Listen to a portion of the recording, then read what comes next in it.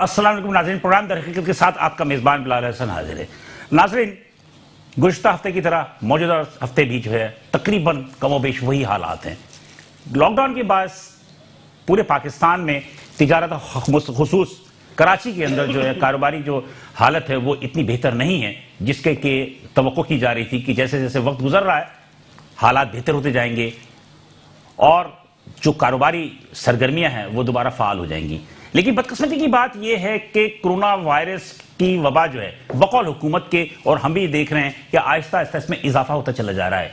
कराची शहर के अंदर एसएमईज और तमाम बड़े ताजिर जो थे वो तमाम की तमाम जो है इस बात की इसरार कर रहे हैं हुकूमत सिंध से, वफाक से, कि कारोबार को खोला जाए और दोबारा इसका आगाज किया जाए। जैसा कि आपने भी देखा और हम भी जानते हैं और हम आपको बता भी चुके हैं कि गुज़श्ता हफ्ते हुकूमत सिंध ने कुछ ऑनलाइन कारोबार की इजाजत दी थी, जिनमें कि तमाम वो कारोबार जो कि ऑनलाइन हो सकता है उसकी इजाजत दे दी गई थी। लेकिन इस ऑनलाइन कारोबार पे बहुत ज्यादा जो है वो तहफ़्फ़ुज़ात भी थे, ताजिरों के भी थे और आवाम में भी हैं, इसलिए कि आज तक हमारे पास इतनी ज्यादा टेक्नोलॉजी होने के बावजूद आवाम में ऑन कॉल की जो खरीदारी है उसका रुझान बहुत ही महदूद है। एक मखसूस तबका है जो कि ऑन कॉल कारोबार पे जो है वो उससे खरीदारी करता है, या बहुत ही कम दुकानदार या कारोबारी हजरात हैं जो कि ऑन कॉल कारोबार करते हैं। अब सवाल पैदा होता है कि बहुत सारी ऐसी शें हैं जो कि ऑन कॉल हम फरोख्त नहीं कर सकते, उसके लिए क्या होगा। लेकिन सबसे बड़ी बात यह है कि ताजिर जो कि बहुत ज्यादा शोर कर रहे थे कि कारोबार खोला जाए ताकि बेरोजगारी कम हो, तनख्वाहें देने के लिए पैसे नहीं है उनके पास मुलाजमीन के लिए, सारी बातें अपनी जगह। लेकिन गवर्नमेंट ने जब ऑन कॉल की इजाजत दी तो उस वक्त ताजिरों ने शोर क्यों नहीं किया? उस वक्त ताजिर क्यों खामोश रहे? ताजिरों को जब मालूम है कि ऑन कॉल कारोबार उनके मसाइल का हल नहीं है तो उन्होंने इस पर आवाज क्यों नहीं उठाई? एक बहुत बड़ा सवाल है जो कि आज हम अपने प्रोग्राम में भी जानने की कोशिश करेंगे। इसके अलावा बड़े जो है एलएसएम जो कि लार्ज सेक्टर मैन्युफैक्चर जो यूनिट्स हैं उनमें भी जो कि बरामद कुनंदगान हैं उससे ताल्लुक रखने वाले कारखानों को खोलने की इजाजत दी गई और वो काम कर रहे हैं। लेकिन इसके बावजूद हमारे पास इत्तला आ रही है कि बहुत सारे कारखानेदार जो है अपने मुलाजमीन को फारिग कर रहे हैं। उसकी क्या वजूहात हैं वो भी हम जानने की कोशिश करेंगे। आज इस प्रोग्राम में हम ये भी जानने की कोशिश करेंगे कि इस लॉकडाउन की अगर तवील मुद्दत होती है तो फिर क्या होगा, दर हकीकत इसका पस मंजर क्या होगा, और क्या इस कोरोना वायरस के चक्कर में कोई सियासत तो नहीं खेली जा रही है, ये भी हम जानने की कोशिश करेंगे। इस प्रोग्राम को शुरू करने से पहले मैं अपने मेहमानों का आपसे तारुफ करवाता चलूं कि मेरे पहले मेहमान है शर्जील गोपलानी साहब जो कि है सदर ऑल कराची सिटी ताजिर इत्तेहाद। अस्सलाम वालेकुम। मेरे दूसरे मेहमान है असलम कुरैशी साहब जो कि जनरल सेक्रेटरी हैं करीम सेंटर सदर कराची के। ये दोनों हजरात जो है ये एसएमईज में आते हैं जिसे हम छोटे और दरमियानी ताजिर कहते हैं, ये उनसे आते हैं। और इस वक्त कराची के अंदर तकरीबन एलएसएम के बजाय ये जो दरमियाने और छोटे और दरमियानी ताजिर हैं ये सबसे ज्यादा इफेक्टिव हैं। तो इसलिए हमने सबसे ज्यादा अपने प्रोग्रामों में इन्हीं छोटे और दरमियानी ताजिरों के मसाइल की जानिब तवज्जो दिलाने की कोशिश की है और आज भी हम दिलाने की कोशिश करेंगे कि इनके मसाइल क्या हैं। इसके अलावा ऑन कॉल पे भी हम कुछ मेहमानों को लेंगे और उनसे भी पूछेंगे कि उनके मसाइल क्या हैं। लेकिन इस प्रोग्राम के आगाज से कबल हम एक छोटी सी रिपोर्ट देखते हैं, फिर दोबारा हाजिर होते हैं। कोरोना वायरस ने आलमी सतह पर मामूलात जिंदगी और मईशत को मफलूज करके रख दिया है। जिस तरह लॉकडाउन की मुद्दत और दौरानिया में इजाफा होता जा रहा है, अवाम और ताजिर बेजार होते जा रहे हैं। ताजिरों और सरकारों के बेपनाह दबाव पर वफाक और सूबे स्मार्ट लॉकडाउन की तरफ जा रहे हैं। लेकिन जिस तरह लॉकडाउन को अवाम की जानिब से संजीदा नहीं लिया जा रहा है उस पर भी हुकूमत को तशवीश है। सबसे तशवीश की बात यह है कि लॉकडाउन के मसले पर वफाक और सूबे एक पेज पर न होने की वजह से भी मसाइल पैदा हो रहे हैं। दूसरी जानिब मईशत की बहाली के लिए हुकूमत ने बरामदी सनतों को काम करने की इजाजत दे दी है। एसओपीज के साथ छोटे और दरमियानी ताजिरों के मसाइल जू के तू हैं, उन्हें शराइत के साथ ऑनलाइन कारोबार करने की इजाजत दी गई है। लेकिन इस पर भी ताजिरों में इख्तलाफात मौजूद हैं। सबसे अहम बात महंगाई का जिन जो कि बेकाबू हो चुका है। लॉकडाउन में ताजिरों के ग्रुप ने नाजायज मुनाफोरी को अपनी रविश बना ली है। अब जबकि माह रमजान मुबारक का आगाज हो चुका है और हर बरस की तरह मौजूदा साल भी रमजान में आवाम महंगे अशिया जरूरिया खरीदने पर मजबूर है। इंतजामिया की जानिब से कमजोर हिकमत अमली ने मुनाफाखोरों को हौसला दिया है, जबकि वफाक ने कोरोना वायरस से मुतासर होने वाले कारोबार कारोबार की बहाली और मुतासरा छोटे ताजिरों के लिए 75 अरब का इमदादी पैकेज दिया है। उनके बिजली के 3 माह के बिल हुकूमत अदा करेगी, क्योंकि कोरोना वायरस की वजह से बंद होने वाले सनती यूनिट्स के बेरोजगार होने वालों के लिए वेब पोर्टल बनेगा, जिसके जरिए मोबाइल फोन से रजिस्ट्रेशन 40 से 60 लाख अफराद को 12,000 रुपए फीकस मिलेंगे। वेलकम बैक नाज़रीन। प्रोग्राम के आगाज के वक्त मैंने आपसे कहा था कि कराची शहर के बल्कि पूरे पाकिस्तान में जो एसएमईज है, छोटे और दरमियानी ताजिर, इनके मसाइल सबसे ज्यादा हैं बनिस्बत लार्ज सेक्टर मैन्युफैक्चरिंग यूनिट्स के। तो लिहाजा हम अपने प्रोग्रामों में ज्यादातर जो है एसएमईज की प्रॉब्लम्स को उठाने की कोशिश करते हैं कि इसलिए ये बुनियाद है। आवाम से सबसे ज्यादा ताल्लुक होता है वो छोटे और दरमियानी ताजिरों का होता है। तो हम प्रोग्राम का आगाज करते हैं। सबसे पहले मैं शजीर गोपलानी साहब से बात करूंगा। शजीर साहब, ऑन कॉल की इजाजत दी गई, उस मीटिंग में आप भी थे। पहले तो आप लोगों ने बड़ा शोर किया कि जनाब ये दुकानें खोल दो, ये कर दो। फिर ऑन कॉल पे आप लोग राजी हो गए। अब ऑन कॉल पे बहुत सारे ताजिर, आपके दोस्त यार, आपके साथी जो है कि वो नालायक, वो कहते हैं कि ऑन कॉल से तमाम बिजनेस नहीं हो सकता। क्या सूरत हाल है? देखिए, जब हमारी मीटिंग स्टार्ट हुई, हमने जो पहली प्रेस कॉन्फ्रेंस की और एहतजाज की तरफ हम जाने की कोशिश की, उस पर जब हुकूमत ने हमसे रब्ता किया और हुकूमत ने जब हमसे बातचीत की तो उन्होंने ये बोला कि दुनिया के अंदर इस वक्त जो बिजनेस चल रहा है वो ऑनलाइन बिजनेस चल रहा है, जो कि पहले दिन से बंद नहीं हुआ। तो हमने भी इस बात की एडवाइस को माना कि भाई बिल्कुल पहले दिन से बंद नहीं हुआ, आपको भी नहीं करना चाहिए ऑन कॉल बिजनेस। लेकिन दुनिया की तरक्की और आपकी तरक्की में फर्क था ना। हम तरक्की याफ्ता मुल्क हैं। बिल्कुल ठीक है। हमें सिंध गवर्नमेंट का रवैया जो है वो नजर आ रहा था कि सिंध गवर्नमेंट किसी हालत में भी हमारी दुकानें खोलने की तरफ नहीं जाएगी। मैं आपको सीधी सी बात बताऊं, जब पहली हमारी मीटिंग हुई तो हमें उनके रवैये से नजर आया। सामने से हमारे कुछ दोस्तों ने लाहौर हाईकोर्ट और पेशावर हाईकोर्ट में पटिशन दायर करने की कोशिश की, तो अदलिया ने वो पटिशन रिजेक्ट कर दी कि आप जो है ये पटिशन डाल ही नहीं सकते। जी, वो जो हुकूमत के हक में फैसला दिया, हुकूमत के हक में फैसला दिया और हमारे फंडामेंटल राइट्स खत्म हो चुके थे। ठीक है, ठीक है। हमारे लिए अगर ऑन कॉल जो ई कॉमर्स बिजनेस की तरफ जो हुकूमत ने हमें ये बोला कि आप फर्स्ट स्टेप पे जाएं, आप एसओपी पे अमल करें और हम अगले स्टेप में दुकानें खोलने की तरफ भी जाएंगे। तो हमारे लिए ये समझ लें कि पहला स्टेप था कि हमने किसी तरीके से भी आगे जाना था और वो हमने इसको एक्सेप्ट किया। लेकिन एक्सेप्ट करने के साथ साथ उस वक्त हुकूमती नुमाइंदों से हमारी बात हो चुकी थी कि अगले स्टेप में फौरी तौर पे, जिसमें हमने जोर ये दिया था कि 4 से 5 दिन में दुकानें खोलने की तरफ जाया जाए, चाहे वो सेक्टर वाइज, चाहे जोन वाइज, चाहे वो टाइमिंग के साथ, जिस तरह आप चाहेंगे हम आपके साथ कोऑपरेट करेंगे। तो फिर जब ऑन कॉल कर दी, आपने एग्री कर लिया, तो फिर अब क्या मसाइल है? अब जो दुकानदार हैं और आपके ही लोग, आपके साथी जो है वो इतराज कर रहे हैं कि हर कारोबार ऑन कॉल नहीं हो सकता। कपड़े का कारोबार, गारमेंट्स में भी, कपड़ों में भी बहुत बड़ी बड़ी कंपनियां हैं जो ब्रांडेड हैं, उनके अलावा जितने भी छोटे छोटे दुकानदार हैं वो ऑन कॉल नहीं जा सकते।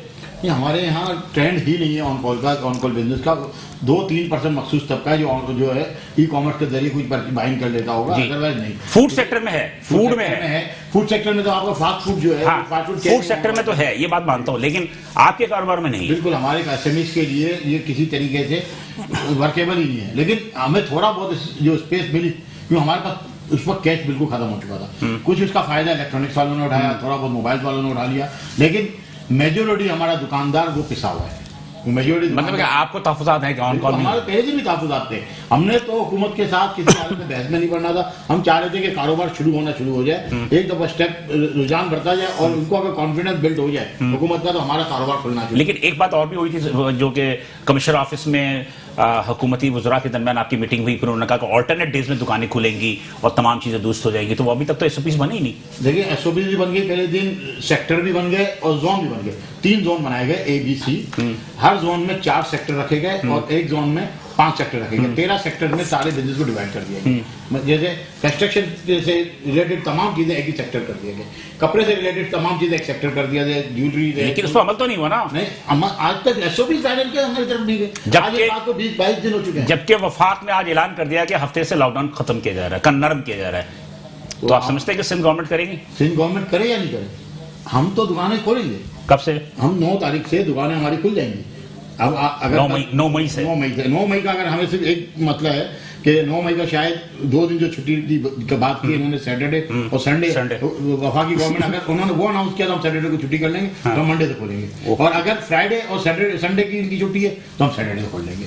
असद कुरैशी साहब, आप भी मेरे ख्याल पे गवर्नमेंट के जी मेरा और आप मेरा ख्याल है कि बहुत ही एसएमई में काफी ज्यादा मेरा ताल्लुक ही इसी फील्ड से है। जी, क्या कहेंगे आप इन हालात में? देखिए, सबसे बड़े हालात ये है कि मेरा क्योंकि गारमेंट से ताल्लुक है, गारमेंट्स वाले इस वक्त जितने शदीद बहरान का शिकार हैं, शायद पाकिस्तान में कोई भी ना होगा। देखिए, हमारा ताल्लुक जो है ना वो ईद से है। ठीक है, अभी तक फेडरल गवर्नमेंट ने ये अनाउंस ही नहीं किया है कि वो ईद मना रही है कि नहीं मना रही है। अगर नहीं मना रही तो हमारा कोई सोचने का तरीका कुछ और गले होगा। मिलने से तो उन्होंने इनकार करा दिया कि नहीं, गले नहीं देखिए, मिलेंगे। गले मिलने से इनकार कराया है। जिन लोगों ने 5-5 महीने से ईद की तैयारी की हुई है वो कहाँ जाएंगे? मतलब कि आप लोगों ने लॉकडाउन से पहले, नहीं, यानी कि देखिए, से पहले आप लोगों ने मैं तैयारी आपको शुरू बताऊं कर कि दी। दुनिया में एक कारोबार का एक उसूल है कि गर्मियों में सर्दी जब गर्मियां होती हैं तो सर्दियों का माल बनता है, बिल्कुल। और जब सर्दियां होती हैं तो गर्मियों का माल बनता है। बिल्कुल। हम लोगों ने सारी अपनी मुकम्मल तैयारी करके रखी। आज यकीन कीजिए, मैं आपको बताऊं, ईमान उल्लाह बता रहा हूं, जितना गारमेंट्स का ताजिर बेरोजगार है ना, और जितना गारमेंट्स का, एक तो होता है ना, ये जैसे मैं कमीज शलवार पहना हूं, ये इसको कोई बनाता है, कोई कटिंग करता है, कोई बनाता है, कोई बेचता है। जितनी इस वक्त बेरोजगारी है ना उन लोगों में, जो कि 2000, 5000, 10,000 रुपए हफ्ते का काम करते थे, आज उनके घर में ये पोजीशन है कि 50 दिन से उन्होंने 50 रुपए का नोट नहीं देखा है। तो प्रॉब्लम्स तो नहीं, मुझे एक चीज बताइए, ये जो गारमेंट आप बनाते हैं जिसके कपड़े की जरूरत होती है, जी, कपड़े की जरूरत होती है। यही प्रॉब्लम कपड़े वालों के साथ नहीं, होती है? देखिए, हमारा एक तरीका होता है, जो गारमेंट से जो बल्क वो होता है, उनकी पूरी तैयारी होती है, वो अपने माल बना के रखते हैं, कपड़े की पूरी अरेंजमेंट रखते हैं, वो पूरा अपना सौदा करके रखते हैं। अब जैसे गर्मियों का सीजन है, तो गर्मियों के सीजन का वो पूरी की पूरी उनकी तैयारी मुकम्मल होती है, चाहे वो जीन्स की पैंटें हों, शर्ट्स हों, लेडी सूट हों, कमीज शलवार, दुनिया की तमाम जो भी गारमेंट्स के अंदर, आपको पता है हमारा मुल्क जो है 22% जो ना, हमारा मुल्क जो है ना रेडीमेड गारमेंट्स में आता है। ठीक है। अच्छा, ये भी बात ठीक है। देखें, हमारी जो इस वक्त पोजीशन ये है कि 48 नंबर पे थे हम कोरोना वायरस के अंदर, तो हम पहुंचे इस वक्त 24 नंबर, तो उसका मतलब है कि कोरोना इंक्रीज हुआ। 70 से हम 29 पे पहुंचे कि हम जो है इस वक्त दुनिया में जितने ज्यादा जहां बात हो रही है, हम 29वें नंबर पर हैं। तो इसका मतलब है कि कोरोना जो है वो आ रहा है। मुश्किल ये है कि हमारा माशरा पढ़ा लिखा नहीं है। अब जब आपका पढ़ा लिखा माशरा, हमारा जो पढ़े लिखे हैं वो भी पढ़े लिखे नहीं, चाहिए। देखिए, मैं आपको बताऊं ना, आप लोगों को इतना ज्यादा आप उनको मोटिवेट करें कि भाई आपने ग्लव्स लेने हैं, आपने वो लेना है, नहीं लेते। अब बात ये है कि वो ये भी चाहते हैं कि काम भी हो जाए और ये ना हो जाए, तो ये बड़ी मुश्किल है। लेकिन देखिए, इस वक्त सबसे बड़ी बात ये है, मैं आपको बताना ही चाहता हूँ, मेरी गवर्नमेंट से एक अपील है। वो अपील ये है कि खुदा का वास्ता ईद तक के लिए ना रेडीमेड गारमेंट्स को ना इस्तिस्ना करार नहीं, दिया तो ये भी कहेंगे। नहीं, ये तो ये कह रहे, देखिए, मैं आपको बताऊं, देखिए, नहीं, मैं ये नहीं कह रहा, मेरा, क्योंकि मेरी प्रॉपर फील्ड जो है ना वो गारमेंट्स की है। अच्छा, एक बात बताइए जी। कराची शहर में कितने गारमेंट्स की दुकानें होंगी या गारमेंट्स से लोग वाबस्ता होंगे? मेरा ख्याल है 1 लाख से ऊपर है। 2.5-3 करोड़ की आबादी है जी हाँ, 1 लाख से ऊपर है जो लोग वाबस्ता है, जिनकी छोटी बड़ी दुकानें। जी हाँ, जो एक दुकानें जो लोग वापस, जो लोग नहीं, लोग तो लाखों वाबस्ता है, मिलियन से ऊपर, वो तो मिलियन से ऊपर है। जी जी जी जी। देखिए, इनकी अपनी मार्केट जो है, अब मेरी अपनी मार्केट में 1640 दुकानें, बराबर में गुल सेंटर है, उसमें 700 दुकानें, उसमें महबूब मार्केट है, पैराडाइज मार्केट है, कोऑपरेटिव मार्केट है, एल्फी सेंटर है, हबीब सेंटर है, घड़ियाली बिल्डिंग है, न्यू कराची है, मीठा दर है। ये वो जगह है जहां पर ह्यूज किस्म का गारमेंट्स है। फिर हमारे यहाँ चाइना का माल सबसे ज्यादा जो है ना, पाकिस्तान में जो इंपोर्ट आता है वो हमारे यहाँ ही मिलता है। ठीक है। अच्छा, एक और चीज बताऊं, ये जो आप पूरे पाकिस्तान के अंदर जितने भी पथारे लगे हुए देखते हैं मुख्तलिफ इलाकों के अंदर, ये भी सिर्फ करीम सेंटर के अंदर ही होता है। चले, आपकी बात दुरुस्त है और मैं समझता हूं कि गारमेंट्स में तो खैर छोटा हो, जब फुटपाथ पे बेच रहा है, ये दुकान में बेच रहा है या ऑनलाइन बेच रहा है, तमाम लोग ही परेशान हैं। और इसमें साथ साथ जो इससे रिलेटेड लोग हैं, जिसमें कि बटन बनाने वाला है, बुकरम बनाने वाला है, इसके अलावा मटेरियल में जाते हैं, जो एसोसीरीज जो वैल्यू एडेड करते हैं, वो तकरीबन तमाम के तमाम मफलूज हैं इस वक्त। नाज़रीन, हाँ, बिल्कुल सही है। मुझे एक ब्रेक के लिए कहा जा रहा है, ब्रेक के बाद बाद आएंगे तो हम आपसे मजीद इस हवाले से जो है शरीर गोपरानी से आपसे भी मजीद जो है वो इस पर तफसीली गुफ्तगू करेंगे। नाज़रीन, ये गुफ्तगू है और इनके जो अंदाज था वो यकीनी तौर पर अंदाज आपको अंदाजा हो गया होगा कि कितनी ज़्यादा फ्रस्ट्रेशन का शिकार हैं वो, कि इसकी वजह से और हम यही चाहते हैं कि हुकूमत इनके प्रॉब्लम को हल करे। लेकिन यहाँ पर एक छोटा सा ब्रेक लेंगे, छोटे से ब्रेक आने के बाद हम मजीद गुफ्तगू करेंगे, साथ रहिएगा। वेलकम बैक नाज़रीन, पुराना दरख़्त में हम दोबारा हाजिर हैं। मैं आपका शुक्रिया अदा करता हूँ, आप हमारे साथ रहे। वफ़ा में जाने से कबल असलम कुरैशी साहब जो बातें बता रहे थे, यकीनी तौर पे ये वो बातें तमाम इन जैसे ताजिर दूसरी जो भी वाबस्ता हैं ट्रेड से, उनकी भी यही हालत है। और यकीनी तौर पे ताजिर ही अपने दुख और दर्द को बता सकते हैं।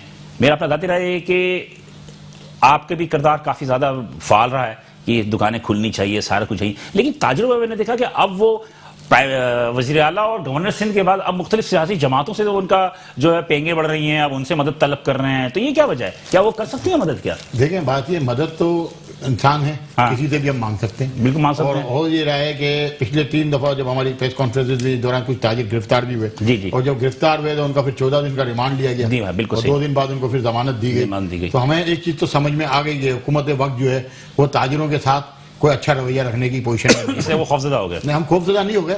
हम अब अपनी आवाज, क्योंकि अगर हम जेलों में जाते हैं तो कम से कम सियासी पार्टियों को पता तो होगा हम जेलों में क्यों गए। हमने अपना मोटिव जो है, हमारा जो मकसद है, जो इलेक्ट्रॉनिक मीडिया ने या प्रिंट मीडिया ने या सोशल मीडिया ने तो आगे पहुंचाया था। अब सियासी जमातों ने हमसे रब्ता किया है और हमने उनसे रब्ता किया है। हम उनको बता रहे हैं कि भाई हमारे साथ ये मसला है, अगर 9 मई को हम अपनी दुकानें नहीं खोलते तो हमारा एक जो तबका है जिसका गारमेंट से जिनकी वाबस्तगी है कि पूरे साल में इनके पास 2 माह होते हैं, शाबान और रमजान, जिसके में वो अपने पूरे साल का कोटा पूरा करते हैं और अपना कारोबार, घर के मामला, सारी चीजें चलाते हैं। इनका सीजन तो तबाह हो गया, लेकिन अगर ये 15-20 दिन भी अगर उनका नहीं खुले तो वो बिल्कुल तबाह हो जाएंगे। इसकी वजह मैं आपको बता दूं कि इनके पास जो माल आज का पड़ा हुआ है, ये अगले साल अगले सीजन में जो वो डिजाइन नहीं चलेगा, ये माल जो है ये जीरो हो जाएगा, ये तबाह हो जाएंगे, ये दिवालिया हो जाएंगे। और हमारी हुकूमत वो ऐसी हुकूमत है जो बेहिस हुकूमत है, जो कभी भी किसी आवाम का या किसी शरीफ आदमी का फायदा नहीं सोचेगी। अगर अब हमने, बिल्कुल आपकी बात सही है कि हमने सियासी जमातों से राब्ते किए हैं, तकरीबन तमाम सियासी जमातों से हम बात कर रहे हैं, और अभी भी आज रात को भी एक सियासी जमात से हमारी मीटिंग है 10:30 बजे। और अगर 9 तारीख को हुकूमत सिंध ने हमें दुकानें नहीं खोलने दी तो हमारे पास ऑप्शन कोई नहीं है। ऑप्शन नहीं है। मेरा इंशाल्लाह ये कि हुकूमत सिंध जो अच्छा फैसला करेगी। मेरे साथ इस वक्त मौजूद हैं वज़ीर ज़राअत सिंध इस्माइल राउत साहब, और हम उनसे गुफ्तगू करते हैं कि इस सूरत हाल के हाल। अस्सलाम वालेकुम सर। वालेकुम अस्सलाम। बहुत शुक्रिया सर कि आपने मुझे टाइम दिया और इस प्रोग्राम में हमारे साथ शरीक हुए। मेरे साथ ऑल सिटी ताजिर इत्तेहाद के सदर शजीर गोपलानी साहब और एक एसएमईज़ और भी असलम कुरैशी साहब, जो कि सदर के मार्केट से ताल्लुक़ रखते हैं। हम एसएमईज़ की प्रॉब्लम्स में गुफ्तगू कर रहे थे। मैं मिस्टर साहब ये पूछना चाह रहा हूँ कि हुकूमत सिंध का अब तक क्या मंसूबा है कि वफाक ने तो हफ्ते से कारोबार खोलने का ऐलान कर दिया है, तो सिंध हुकूमत ने कोई फैसला किया? देखें, पहले तो कुछ जरूर फैसले ऐसे थे, मामलात ऐसे थे जिसमें सिंध हुकूमत अपने इनिशिएटिव्स ले रही थी और अपने फैसले भी कर रही थी, जिसमें भी हमारा मकसद यही था कि हम लोगों को इस मर्ज से बचाएं, ज्यादा से ज्यादा जितना भी मुमकिन हो सके ऐसे इकदाम करें जिनसे इस मर्ज का मुकाबला किया जा सके और कम से कम इस मर्ज के लोग शिकार हों और कम से कम मरीज हों, ताकि हमारा जो सिस्टम है, हेल्थ सिस्टम है, जितनी उसकी ताकत है उसके मुताबिक हम उसका मुकाबला कर सके। तो लेकिन फिर मुसलसल ये बातें काफी, इस पे बहस भी हो चुकी है, बातें भी हो चुकी हैं, लेकिन अब तो हमने बात की है, आपको पता होगा कुछ डेवलपमेंट इस सिलसिले में हो रही हैं, और हमारी पहले भी कोशिश थी, हम तो पहले भी इस बात के ख्वाहान थे और ये चाहते थी सिंध गवर्नमेंट, जिसका बरमला इज़हार चेयरमैन साहब ने भी किया था और वज़ीर आला साहब ने भी किया था कि इस सारे मामले में जो कुछ भी इक़दाम करने हैं, लॉकडाउन करना है, शटर डाउन करना है, खोलना है, जो भी करना है, या उसके अलावा नहीं, अभी मैं आ रहा हूँ उस बात पे, उसके अलावा भी जो हेल्थ के हवाले से इक़दाम करने, अगर वफाक उसमें पहल करे, इनिशिएट करे, तो हम उसके साथ होंगे। और हमने अभी यही कहा हुआ है कि अगर हम इंडिपेंडेंट तौर पर अगर कोई अलग फैसले करेंगे भी, तो आपको पता है कि इससे बड़ी कंट्रोवर्सी हुई, बड़े इख्लाफात हुए, और फिर ये होता है कि वो इम्प्लीमेंट भी नहीं हो पाते। जी जी। और जिस तरीके से हम नताइज चाहते हैं वो नताइज भी हमें नहीं मिलते, इसलिए कि वो इख्लाफ राय की वजह से, तदादात की वजह से, मुख्तलिफ जो ओपिनियन और व्यू पॉइंट आते रहते हैं टीवी पे, और गवर्नमेंट के जो जिम्मेदार होते हैं उनकी जानिब से, तो फिर उसका फायदा नहीं था। तो हमने तो अभी ये कहा हुआ है वफाकी हुकूमत से, जो भी वज़ीर आज़म साहब या वफाकी हुकूमत जो बेहतर समझती है, ये इक़दाम करने चाहिए। अगर लॉकडाउन खत्म करना है तो किस तरीके से खत्म करना है, कब खत्म करना है, किस फेजेस में खत्म करना है। मेरे साथ बात यह है कि 9 मई तक तो एक वफाक का जो है लॉकडाउन था, आपका जो लॉकडाउन है वो 23 मई तक था, जो सिंध हुकूमत ने ऐलान किया था। अब वफाक ने जो है 9 मई तक जो है वो तो उन्होंने कह दिया कि हफ्ते से जो है वो लॉकडाउन को जो है वो नरम कर रहे हैं। तो हुकूमत सिंध ने अभी तक कोई इनिशिएटिव लिया है? क्या उनका कोई प्रोग्राम है कि स्मार्ट लॉकडाउन की तरफ जाएंगे? जी, जो ये मीटिंग्स आपको पता है कि डेली बेसिस पे इजलास इजलास होते हैं जिनमें गवर्नमेंट ऑफ सिंध के भी जिम्मेदार लोग शरीक होते हैं। तो अब यही है कि अगर वफाकी हुकूमत 9 मई से जो बातें आ रही हैं और फैसले हुए हैं और कौन सा कारोबार खोलेंगे, क्या करेंगे, उसका SOPs क्या होंगे, वो जो भी एक सब बैठ के इत्तेफाक राय से जो SOPs बनाएंगे तो हमें उस पर एतराज नहीं है, हम उन्हीं को फॉलो करेंगे। ठीक है, बहुत कुछ कहना चाह रहे हैं हमारे एक साथी हैं। मिनिस्टर साहब अस्सलाम वालेकुम। वालेकुम अस्सलाम। जनाब अली, मैं ये पूछना चाहता हूँ इस साल प्रोविंशियल गवर्नमेंट की क्या पॉलिसी है ईद के मुतालिक? देखिए ये अब बातें सब नहीं, मैं ये बात सिर्फ इसलिए पूछना चाह रहा हूँ कि मेरा ताल्लुक गारमेंट से है, तो हमें पता लगे कि आया जो हम इस मरतबा ईद मनाएंगे कि नहीं मनाएंगे। अगर मनाएंगे तो हमें ये पता होना चाहिए कि हम ये माल भेज सकते हैं जो कुछ हमने 3-4 महीने में बनाया हुआ है, और अगर नहीं मनाएंगे तो ताकि हम अपने घरों पे उसको रख के अपना कारोबार बंद कर दें। मैं ये बात इसलिए पूछ रहा हूँ। देखें, आपकी हमारी सबकी, आपको हमको सबको दुआ करनी चाहिए। हमें आपकी हमारी सबकी ख्वाहिश यही है कि हम जिस तरीके से हमेशा ईदें मनाते आए हैं, पाकिस्तान के लोग ये ईद उसी तरीके से मनाएं। लेकिन ये जो अगर अल्लाह ताला के बाद आपका हमारे पास साथ रहेगा तो इंशाल्लाह ये ईद जरूर मनाई जाएगी और SOPs के साथ ही मनाई जाएगी तो इंशाल्लाह। हकायक हैं, जो इशूज हैं, जो मामलात हैं इस वबा की वजह से, इस मर्ज की वजह से, उनको जरूर इंशाल्लाह उसी को हम फॉलो करेंगे इंशाल्लाह। और उसको मद्देनजर रखते हुए ईद नमाज के लिए या जो भी SOP बनेगी वो तमाम सूबाई हुकूमतें उस पर अमल करेंगी। इंशाल्लाह हम भी अमल करेंगे, सिंध हुकूमत भी उस पर अमल करेगी। राव साहब, शर्जील गोपलानी बात कर रहा हूँ। देखें, मैं पिछली तकरीबन समझे कि 3 हफ्ते से हम आपके जो है CM साहब से लेके कमिश्नर साहब तक हम रास्ते में हैं, लेकिन हमें ये समझ में नहीं आती बात कि सिंध गवर्नमेंट हमारे सामने पिक्चर क्लियर क्यों नहीं करती कि हम क्या करने जा रहे हैं। हम हर रोज रात को सोते हैं इस उम्मीद पे कि सुबह हमारी मार्केटें खुल जाएंगी, और हमें SOP आज दिए हुए 22 दिन हो चुके हैं। 22 दिन से हम रोज सुबह शाम जो आपके मिनिस्टर साहिबान से रब्ता करते हैं और सुबह शाम आज कल परसों की बात होती है। अब जबकि ये बात हुई थी परसों आपके मिनिस्टर साहब से जो CM साहब के एडवाइजर भी हैं, उन्होंने ये बात बोली थी कि NCC की मीटिंग है कल उसमें फैसला हो जाएगा और सिंध गवर्नमेंट फौरन आपके साथ इस पेज पे आ जाएगी कि मार्केटें कब से खोलनी है। अब आज आप देख लें कि कल NCC की मीटिंग हुई, आज सेंट्रल एग्जीक्यूटिव कमेटी की भी शायद मीटिंग हो गई और वजीर आजम साहब का ऐलान भी हो गया। इस ऐलान को भी अब तकरीबन 4-5 घंटे गुजर चुके हैं, अब तक अभी तक हमें ये नहीं पता चल रहा कि सिंध गवर्नमेंट क्या इनिशिएटिव उठा रही है। क्या हम 9 तारीख से खोलने जा रहे हैं कराची को या नहीं जा रहे हैं? जी हाँ, देखें जनाब, ये आपको पता है कि सिंध गवर्नमेंट ने पहले जो ऑनलाइन कारोबार करने की इजाजत दी थी तो उसके लिए SOP जरूर जारी हुई थी। बाकी बातें जरूर आप लोगों के साथ, क्योंकि हमारी शुरू से यही सिंध गवर्नमेंट की कोशिश रही है कि जो भी स्टेक होल्डर्स हैं उन तमाम को हम ऑन बोर्ड लेके उनकी राय से, उनकी क्या मुशावरत से मामला है उनको भी मद्देनजर रखते हुए फैसले करें, ताकि हम और आप सब उसी पे आसानी के साथ अमल दरामद भी करा सके और नताइज भी हासिल करें। राव साहब, हमने देखिए सेक्टर बन चुके हैं, जोन बन चुके हैं, SOP फाइनल हो चुकी है हमारी, लेकिन अब उस SOP को फाइनल हुए 20 दिन हो गए ना। अब तो हमने तो अपनी बात खत्म, जो हम क्या चाहते थे, क्या करना चाहते थे, क्या हमारी स्ट्रेटजी थी, अब तो हमने कर दिया है। सारे मामला वफाकी हुकूमत के तमाम इत्तेफाक राय से NCOC में बैठ के जो भी फैसले होंगे, जो भी SOPs तय होंगी, वो सबके मफाद में होगा, सबके मफाद में होगा। मिस्टर साहब, एक चीज और बता दीजिएगा कि माह रमजान मुबारक है, सब्जी मंडी आपके दायरेकार में आते हैं, ये सब्जी मंडी में जो है वो SOPs तो कतई अमल में नहीं हो रहा है। वहां पर तो रश का यह आलम है कि हर आदमी जो है एक साथ साथ चल रहा है, वहां पर प्रॉब्लम है।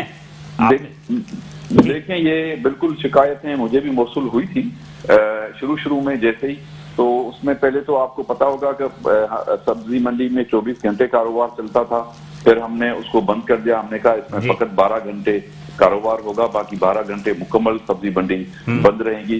तो रात को 12 बजे से लेके दिन के 12 बजे तक सब्जी मंडी का काम चलता है। जी बिल्कुल चलता है। भी कहीं जो सुबह के, अब आपको पता है कि वो चंद घंटे होते हैं जिसमें सारा ऑक्शन होता है, उसी में ऑक्शन होता है, जो भी सब्जियां फल जो आती हैं जी, लेकिन वहां पर उस SOPs पर अमल नहीं हो रहा है मिस्टर साहब, नहीं हो रहा है। मैं आ रहा हूं उस बात पे।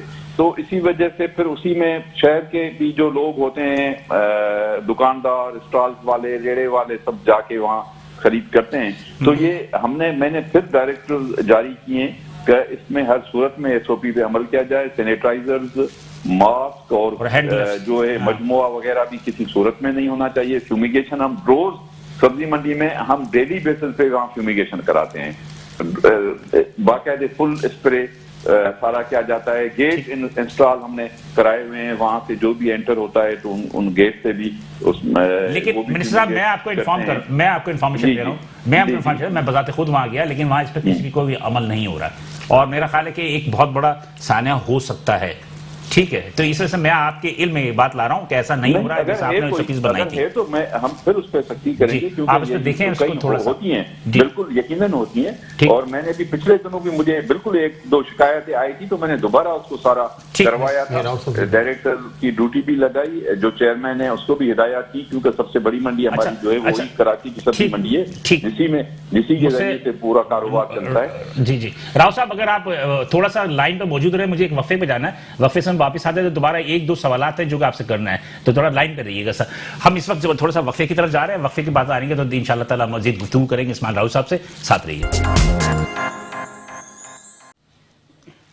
वेलकम बैक नाज़रीन, प्रोग्राम में दोबारा हाजिर हैं। तरक्कीकत प्रोग्राम भी हम देख रहे हैं कि इसकी पस मंजर क्या है। इसकी पस मंजर में जो भी चीज़ें हैं वो हमारे ताजिर हज़रात जो है वो अपनी तजावीज़ की तरफ दे रहे हैं, और हमारे साथ वज़ीर ज़राअत सिंध इस्माइल राहू साहब भी ऑनलाइन मौजूद हैं, और वो भी अपनी जो सिंध गवर्नमेंट की अपनी जो स्ट्रेटजी है या जो उनकी पॉलिसीज़ है उसका वो बरमला इजहार भी कर रहे हैं। तो मैं 1-2 सवालात हैं जो इस्माइल राहू साहब से दोबारा करना चाहूँगा, उसके बाद मैं उनको शुक्रिया भी अदा करूँगा। लेकिन बहरहाल इस्माइल साहब, आप हमारे साथ लाइन पर हैं?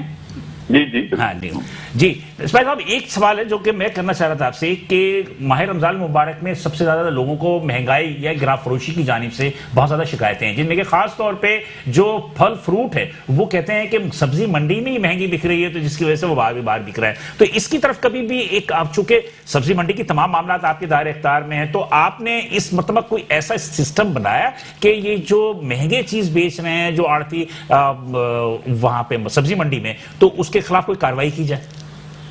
देखिए, आपको पता होगा कि ये जो तरीकेकार है, मैकेनिज्म है, वो हमारा पहले ही बनाया हुआ है कि हम किस तरीके से, ये हर वक्त ये शिकायतें थोड़ी बहुत तो आती हैं, लेकिन खास तौर पर माह रमजान में बहुत ज्यादा आती है। इस मुबारक महीने में कुछ लोग हमारे होते हैं, ये बात करनी पड़ती है बड़े अफसोस के साथ, तो वो लोगों को लूटने की कोशिश करते हैं, ज़ख़ीरांदोज़ी की भी कोशिश करते हैं, और नाजायज मुनाफा, जायज मुनाफा तो हर एक का जो कारोबार बंदा करता है उसका हक है कि वो जरूर रखे, लेकिन बाद लोग नाजायज मुनाफाखोरी इस मौके का फायदा उठा के करते हैं। तो अब इसमें हमारा एक मैकेनिज्म बना हुआ है, और इसमें आपको पता है कि इसमें जो डिप्टी कमिश्नर्स होते हैं, तमाम एडिशनल कमिश्नर, असिस्टेंट कमिश्नर और मुख्तियार, उनको स्पेशल प्राइस मजिस्ट्रेट के इख्तियारात होते हैं, जो जाके चेकिंग भी करते हैं, इंस्पेक्शन भी करते हैं, और जुर्माने भी आयद करते हैं, फाइन भी करते हैं, सारे ये करते हैं।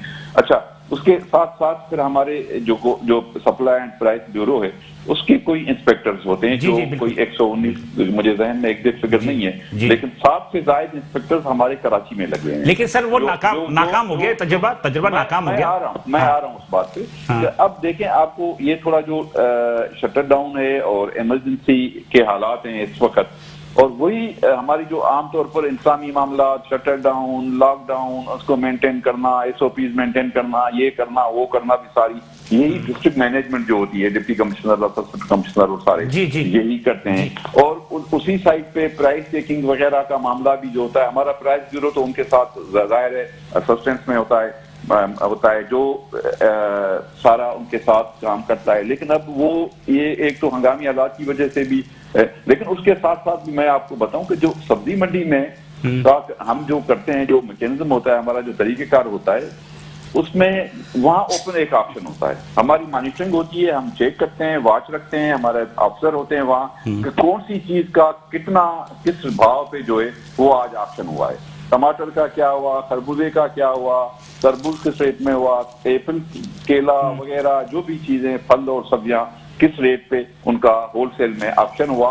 उसी में चीजें फिर बाकी जो चीजें ऐड करनी होती हैं, जैसे उसका वेस्टेज कितना होगा, ट्रांसपोर्ट कितना होगा, वो मैकेनिज्म, मुनाफा सब मैकेनिज्म वो सारा मैकेनिज्म हमें इल्म है, वो सारा मैकेनिज्म हमारे इल्म में है। लेकिन बहरहाल मेरा कहने का मतलब आपने बड़ी तफसील से गुफ्तगू कर दी। मैं राव साहब आपकी बात काटूंगा, इस दफा एक आखिरी हाँ जी जी जी बोले बोले अप्रैल के महीने में हाँ।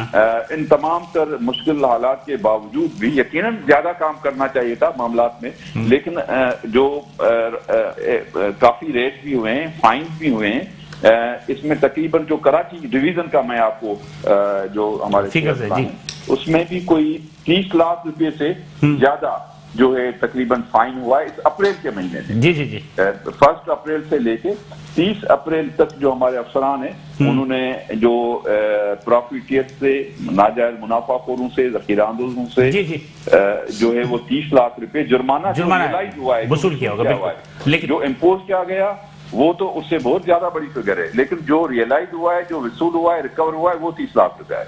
चलो ठीक है, ये आखिरी सवाल पूछना मैं आपको एक बात बताऊं राहुल साहब, इस दफा आपकी जो गवर्नमेंट मशीनरी है ना वो सिर्फ ताजिरों के पीछे पड़ी हुई है। पिछले 1.5 माह से ताजिरों को बंद करना, ताजिरों की FIR काटना, ताजिरों को लॉकअप करना या जेल भेजना या जुर्माने करना, ना कि मैं अपना गवर्नमेंट का सिस्टम चलाना कि लोगों को जो मुनाफाखोरी तो बचाया जाता, सिर्फ और सिर्फ जो है वो ताजिरों को पाबंद सलासल किया गया है। देखें बिल्कुल ऐसी बात नहीं है कि हम ताजरों को, ताजर हमारे जाहिर है उसी पे वही उनकी जो ताजर बरादरी है उनके ट्रेड और कारोबार से सारा मामला चलता है, टैक्सेस वसूल होते हैं, सारा सिस्टम चलता है।